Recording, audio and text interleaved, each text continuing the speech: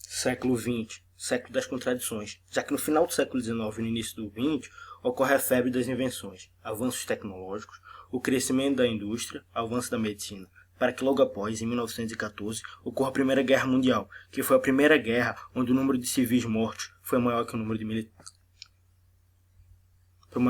militares.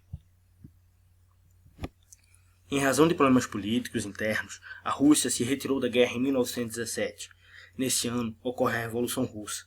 Essa revolução transformou as bases socioeconômicas do país com a introdução dos ideais comunistas.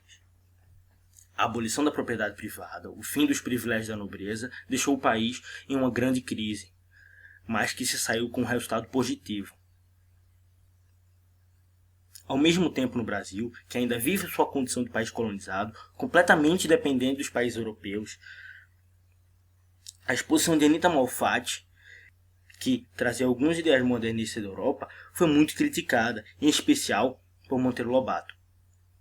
Essa foi a primeira batalha que o modernista brasileiro enfrentou. Nesse contexto de guerra, surgem movimentos econômicos como o comunismo, sociais como o nazismo e artísticos, conhecidos como vanguardas europeias. Em resposta à sociedade industrializada e deformada causada pela guerra. Entre elas estão dadaísmo, futurismo, expressionismo, cubismo e surrealismo. Todos esses movimentos pretendiam romper com o antigo e criar novos padrões estéticos que fossem mais coerentes com a realidade histórica e social do século. Houve uma revolução nos transportes e nas comunicações, o que encurtou o tempo e a distância, tornando o mundo muito mais próximo. Outra inovação tecnológica foi a criação da máquina fotográfica. Essa causou grande caos, já que a forma de representar o real se aproximava muito mais do que a realidade que a pintura apresentava.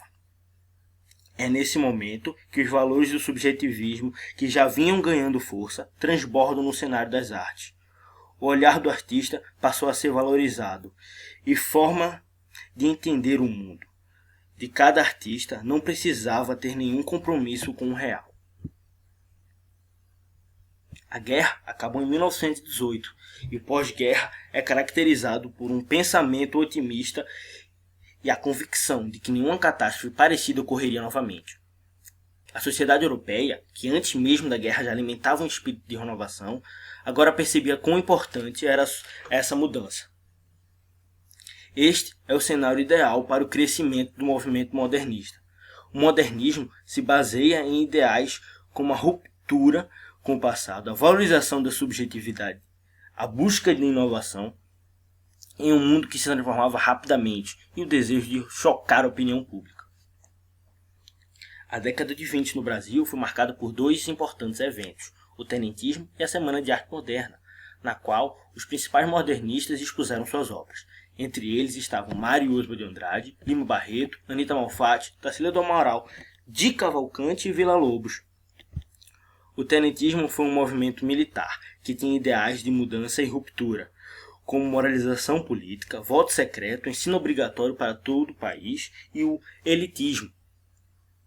Esse movimento também se opõe à candidatura à presidência de Arthur Bernardi.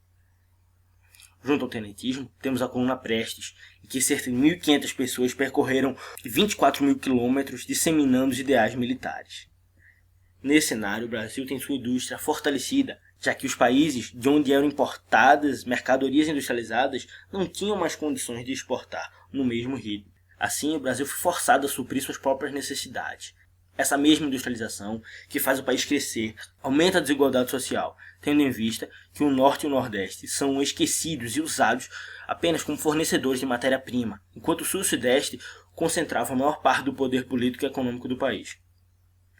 Do mesmo modo, a burguesia passa a se tornar uma elite. Essa elite traz ideais de renovação, fortalecendo ainda mais o modernismo. Em 1930, as eleições brasileiras é quebrada a política do café com leite, uma ferramenta usada para manter as oligarquias.